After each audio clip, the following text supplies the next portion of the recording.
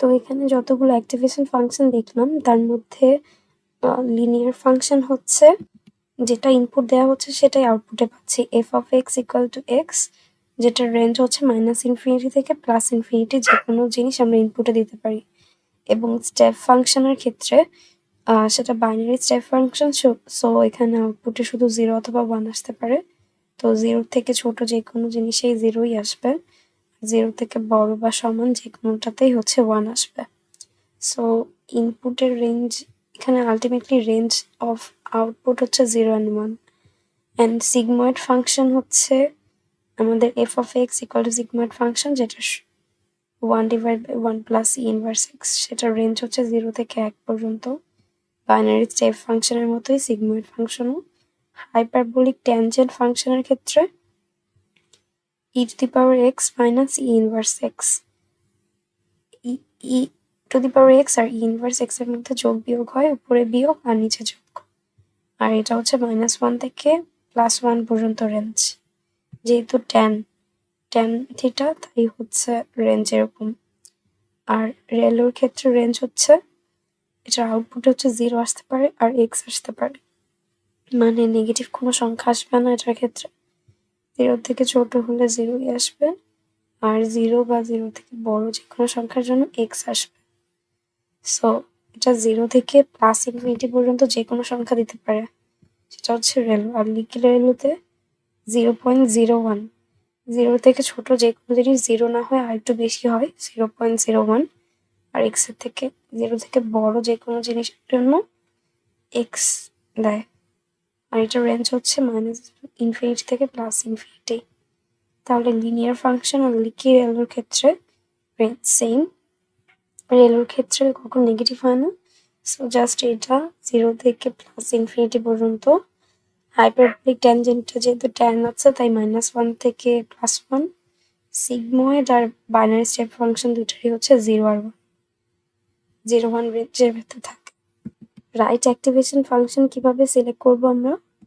Sigmoid function আর এটার যে কম্বিনেশনগুলো আছে এগুলো হচ্ছে ভালো কাজ করে ক্লাসিফায়ারের ক্ষেত্রে, স্পেশালি বাইনারি ক্লাসিফায়ার্সের ক্ষেত্রে, যেটা আমরা আউটপুট লেয়ারে ইউজ করে থাকি। আউটপুট লেয়ারে বাইনারি ক্লাসিফিকেশন যদি করতে চাই বা ক্লাসিফায়ার ইউজ করতে চাই তখন সিগময়েড ফাংশন অথবা এটার কম্বিনেশনগুলো ভালো কাজ করে। কিন্তু সিগময়েড আর ট্যানএইচ ফাংশনটাকে এটার ভ্যানিশিং গ্রেডিয়েন্টের প্রবলেমের জন্য মেনলি কিছু ক্ষেত্রে অ্যাভয়েড করা হয়। আর রেলো ফাংশন হচ্ছে একটা জেনারেল অ্যাক্টিভেশন ফাংশন হিসেবে ইউজ হয়, যেটা দিস ডেইসে অনেক বেশি ইউজ হয়ে থাকে। যদি আমাদের নেটওয়ার্কে কোনো ডেড নিউরন থেকে থাকে বা আমরা বুঝতে পারি আছে, সেক্ষেত্রে লিকি রেলো হচ্ছে বেস্ট চয়েস। আর রেলো ফাংশনটা সবসময় শুধুমাত্র হিডেন লেয়ারে ইউজ করা হয়। তো আমরা যেটা করতে পারি রেলো ফাংশন দিয়ে শুরু করতে পারি, তারপরে যদি রেলো ফাংশনটা ভালো কাজ না করে, অপটিমাম রেজাল্ট না দিতে পারে, তাহলে লাস্টের দিকে আমরা অন্য অ্যাক্টিভেশন ফাংশনের দিকে মুভ করতে পারি। সো সিগময়েড ফাংশন বা তার কম্বিনেশনগুলো হচ্ছে আমরা আউটপুট লেয়ারে মেনলি ইউজ করব বাইনারি, আর হিডেন লেয়ারের দিকে রেলো ফাংশন ইউজ করব। আর যদি এমন থাকে যে ডেড নিউরন আছে নেটওয়ার্কে তাহলে আমরা লিকি রেলোটা ইউজ করব। তবু সিগময়েড আর ট্যানএইচ ফাংশনটা অ্যাভয়েড করে অনেক সময় ভ্যানিশিং গ্রেডিয়েন্ট প্রবলেমের জন্য। সফটম্যাক্স হচ্ছে মাল্টিপল সিগময়েডের কম্বিনেশন একটা ফাংশন। এখানে যেটা করা হয় যে আমাদের যে সিগময়েডটা থাকে সেটা রিটার্ন করে হচ্ছে 0 আর 1, যেখানে 0 আর 1 হচ্ছে একটা পার্টিকুলার ডেটা পয়েন্টের প্রবাবিলিটিকে বোঝায় এবং সেই ডেটা পয়েন্টটা একটা পার্টিকুলার ক্লাস থেকে বিলং করে, এটা বোঝানোর জন্য 0-1 ইউজ করা হয়। লাইক 0 হলে ক্যাট হবে, 1 হলে ক্যাট হবে না, এরকম টাইপের। সো একটা পার্টিকুলার ক্লাসের ডেটা পয়েন্টের প্রবাবিলিটি বোঝাতে 0-1 ইউজ হয়, যেটা হচ্ছে সিগময়েড আমাদেরকে রিটার্ন করে থাকে। যেটা হচ্ছে সিগময়েড আমরা সব থেকে বেশি বাইনারি ক্লাসিফিকেশন প্রবলেমে ইউজ করে থাকি। তো এখানে যেটা ক্যাট নাকি ক্যাট না, শুধু এটার অ্যান্সারই পাচ্ছি ট্রু অর ফলস। তো এটা তো বাইনারি ক্লাসিফিকেশন প্রবলেম, কিন্তু যদি আমাদের multi class classification problem sigmoid use করে করতে চাই তখন হচ্ছে সফটম্যাক্স ইউজ করা হয়, যেখানে মাল্টিপল সিগময়েডের কম্বিনেশন ইউজ করা হয়। আর এই সফটম্যাক্স ফাংশনটা রিটার্ন করে হচ্ছে একইভাবে ডেটা পয়েন্টের প্রবাবিলিটি, কিন্তু প্রত্যেকটা ইন্ডিভিজুয়াল ক্লাসের জন্য দিয়ে থাকে। সেই ডেটা পয়েন্টের প্রবাবিলিটিকে। এখানে সফটম্যাক্স ফাংশনটাকে ই দ্বারা রিপ্রেজেন্ট করা হচ্ছে ম্যাথমেটিক্যাল এক্সপ্রেশনের মাধ্যমে, যেখানে সি হচ্ছে নাম্বার অফ ক্লাসেস।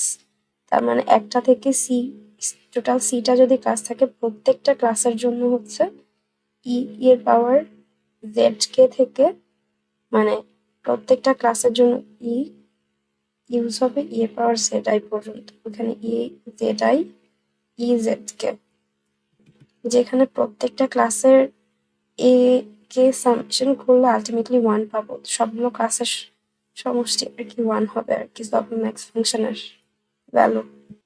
আমরা যখন মাল্টি ক্লাস প্রবলেমের জন্য একটা নেটওয়ার্ককে বিল্ড করব, তখন আমাদের আউটপুট লেয়ারে নিউরন সংখ্যা এবং আমাদের টার্গেট নাম্বার অফ ক্লাসের যে টার্গেট থাকবে সেটা যেন সমান হয় আউটপুট লেয়ারে, এটা খেয়াল রাখতে হবে। আউটপুট লেয়ারে নিউরন সংখ্যা এবং নাম্বার অফ ক্লাসের টার্গেটগুলো, যেমন আমাদের কাছে যদি 3টা ক্লাস থাকে, তাহলে আমাদের 3টা নিউরন নিতে হবে আউটপুট লেয়ারের জন্য।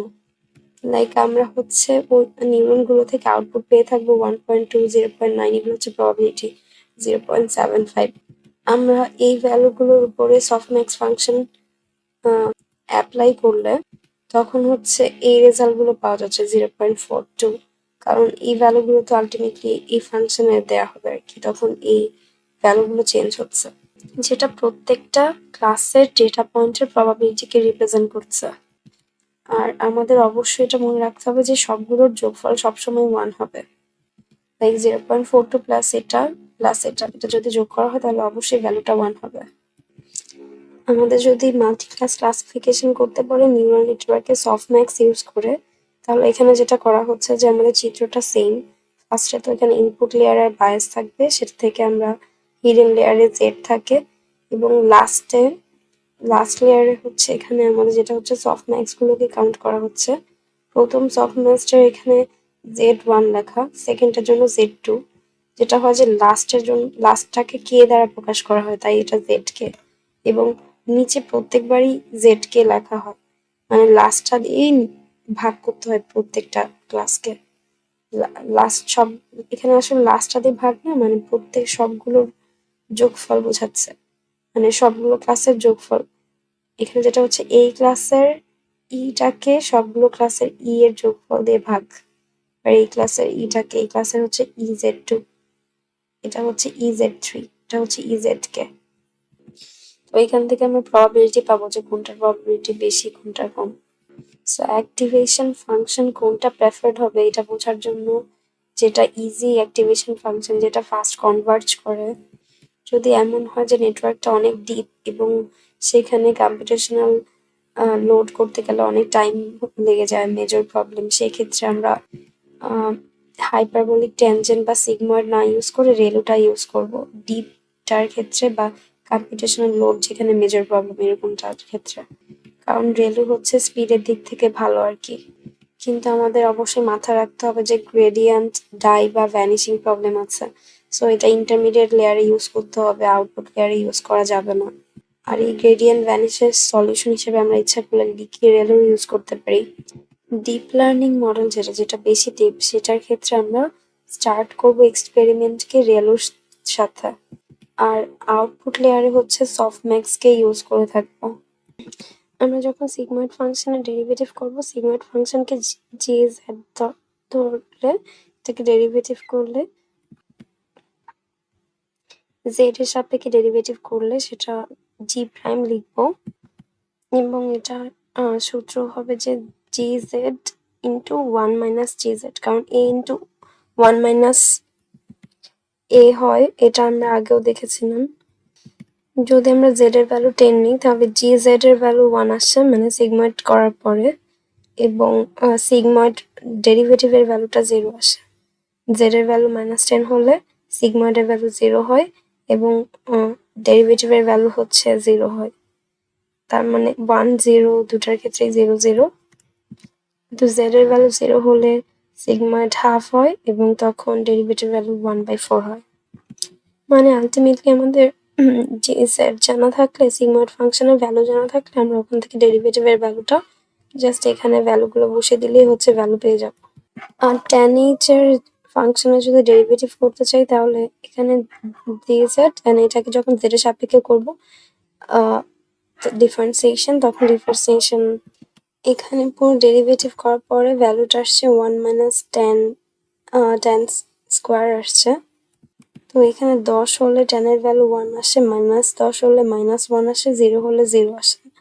সো এখানে হচ্ছে ম্যাচ করছে আর কি, 10 1 -10 -1 0 0। এবং ডেরিভেটিভে কি করব, আমরা জাস্ট এই 1 এর ভ্যালুটা এখানে বসিয়ে দিব। 1 স্কোয়ার করলে 0 হয়ে যায়, সেজন্য এটা আসছে। বাকি ভ্যালুগুলো এখানে এটার ভেতরে বসালেই হয়ে যাবে। রিয়েল ফাংশনের ডেরিভেটিভ নর্মালি হচ্ছে রিয়েল ফাংশন 0 থেকে z পর্যন্ত যদি দিয়ে থাকে, রেঞ্জ যদি হয়ে থাকে, ডেরিভেটিভের রেঞ্জ হবে হচ্ছে 1 আর 0। 1 হবে 0 থেকে বড় হলে, আর 0 থেকে ছোট হলে 0 হবে। আর যদি 0 সমান হয় তাহলে সেটা আনডিফাইন্ড হয়ে যাবে। যেহেতু z এর ভ্যালু 0 হলে ভেরি স্মল হয়ে যায়, মানে এটা 0 হওয়াটা অনেক চান্স কম, তাই গ্রেডিয়েন্ট ডিসেন্টটা এটা হচ্ছে ভালো ওয়ার্ক করে। মানে ডেরিভেটিভটা কি, আমরা হচ্ছে ডেরিভেটিভটাকে তখন ডিফাইন করতে পারবো যখন ফাংশনটা কন্টিনিউয়াস হবে একটা সেম পয়েন্টের জন্য। আর যখন সেম পয়েন্টের জন্য কন্টিনিউয়াস হবে এবং সেখানে শুধুমাত্র একটাই ট্যানজেন্ট আছে, কার্ভে একটাই ট্যানজেন্ট আছে, কার্ভ বা ফাংশনের ওই পয়েন্টে হচ্ছে একটাই ট্যানজেন্ট আছে এবং সেই ফাংশনটা ওই পয়েন্টে কন্টিনিউয়াস, এরকম ক্ষেত্রে হচ্ছে আমরা ডেরিভেটিভটাকে ডিফাইন করে থাকবো। দুটা কেসে হচ্ছে ডেরিভেটিভ পাওয়া যায় না, একটা হচ্ছে যখন ফাংশনটা ডিসকন্টিনিউয়াস হয়, আরেকটা হচ্ছে একের অধিক যদি ট্যানজেন্ট থাকে, যেহেতু আমরা একটাই ট্যানজেন্ট পাবো। যখন x=0 হয় তখন হচ্ছে ইনফাইনাইট নাম্বার অফ লাইন থাকে, যেটা হচ্ছে কার্ভকে টাচ করে যায় 0 পয়েন্টে। সো আমরা তখন ওয়েল ডিফাইন্ড একটা ট্যানজেন্টকে অ্যাসাইন করতে পারবো না x0-তে। সো যখন x এর ভ্যালু ইকুয়াল টু 0 হয় তখন রাইট হ্যান্ড ডেরিভেটিভ আর left hand derivative equal to 0 হয় না আর কি। সো সেখানে হচ্ছে ডেরিভেটিভ এক্সিস্ট করে না। ডেরিভেটিভ রিয়েল ফাংশনের ডেরিভেটিভটা 0-তে আনডিফাইন্ড হয়। সো আমরা বলতে পারি যে এই ফাংশনটা রিয়েল ফাংশনের ক্ষেত্রে 0-তে ডেরিভেটিভটা হচ্ছে হয় 0 হবে অথবা 1 হবে। দুটা সলিউশনই কাজ করবে যখন আমরা এটাকে সফটওয়্যার ইমপ্লিমেন্ট করব। সেম সলিউশন ওয়ার্ক করে হচ্ছে লিকি রেলো ফাংশনের ক্ষেত্রে, এবং এক্ষেত্রে ডেরিভেটিভে 0 1 ধরা হচ্ছে, যে 0 সমান হলেও সেটা 1 দিবে আর কি। কিন্তু আমরা জানি আনডিফাইন্ড দেয়, কিন্তু আমরা ধরে নিচ্ছি আর কি। লিকি রেলোটা হচ্ছে রেল ফাংশনের থেকে ভালো কাজ করে এবং এটার ক্ষেত্রে 0.01 জেড থেকে জেড রেঞ্জের হয়, আর ওখানে 0 থেকে জেড রেঞ্জের হয়ে থাকে। সো এটা হচ্ছে 0 থেকে ছোট হলে 0.01 দিবে, আর জেড বা 0 সমান হলে, তো মানে 0 থেকে বড় বা সমান হলে তখন 1 দিবে আর কি। লিকি রেলো ডেরিভেটিভের যেই গ্রাফটা সেটা আর হচ্ছে আমাদের নর্মাল রেলোর যে ডেরিভেটিভের গ্রাফ, এই দুটা হচ্ছে সেম, এরকম শেপের হয়। আবার রেলোর যেই নর্মাল গ্রাফ, যেটা হচ্ছে ডেরিভেটিভের গ্রাফ না, সেটা আর হচ্ছে লিকি রেল নর্মাল গ্রাফ, সেটাও সেম, জাস্ট এখানে ম্যাক্স 0.0 জেড থেকে রেঞ্জটা আলাদা আর কি। ট্যান হাইপারবোলিকের ক্ষেত্রে ট্যান এইচ সেটার ক্ষেত্রে আমাদের গ্রাফে এখানে ডেরিভেটিভটা এরকম হবে, আর সিগময়েডের ক্ষেত্রে ডেরিভেটিভটা এরকম হবে।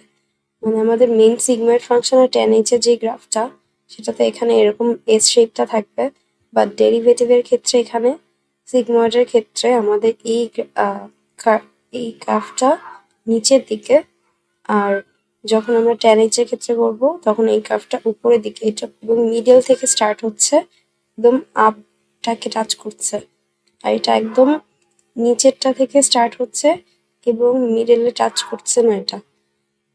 এটা জাস্ট প্রথমে একটার একটু উপরে উঠছে, মানে মিডলেরও অর্ধেকের একটু বেশি। যদি ট্যানজেন্ট একের অধিক থাকে একটা পয়েন্টে, সেক্ষেত্রে কার্ভটা এরকম হয় আর কি। আর ডিসকন্টিনিউয়াস এর ক্ষেত্রে কার্ভটা এরকম হয়, যেটার ক্ষেত্রে আমরা অ্যাক্টিভেশন ফাংশনটা ইউজ করতে পারছি না, বা ডেরিভেটিভটা ইউজ করতে পারছি না, আই এম সরি। এটার ক্ষেত্রে ডেরিভেটিভ করার পরে সামনে দুটাই প্লাস আসছে আর এখানে দুটাই মাইনাস আসছে, আর উপরে মাইনাস থাকবে আর নিচে হচ্ছে প্লাসের স্কোয়ার। প্লাস দুটা প্লাসের স্কোয়ার থেকে দুটা মাইনাসের স্কোয়ার, আর নিচে শুধু প্লাসের স্কোয়ার আর কি। এখন নিচে যদি একই জিনিস দিয়ে ভাগ করে আলটিমেটলি তো ওয়ানই হয়। সো এখানে দুটা প্লাসের স্কোয়ার নিচে লেখা হলো এবং এখানে ওয়ান দেওয়া হলো। আর উপরে হচ্ছে এই পুরো জিনিসটা আগে যেটা ছিল ওই পুরো জিনিসটার পরিবর্তে 1 minus tan square divided by 1 লেখা আছে। মানে 1 minus tan square divided by 1 লিখে আবার ডিভাইড বাই 1 লেখা হচ্ছে আর কি। আলটিমেটলি 1 মাইনাস ট্যান স্কোয়ারই থাকে।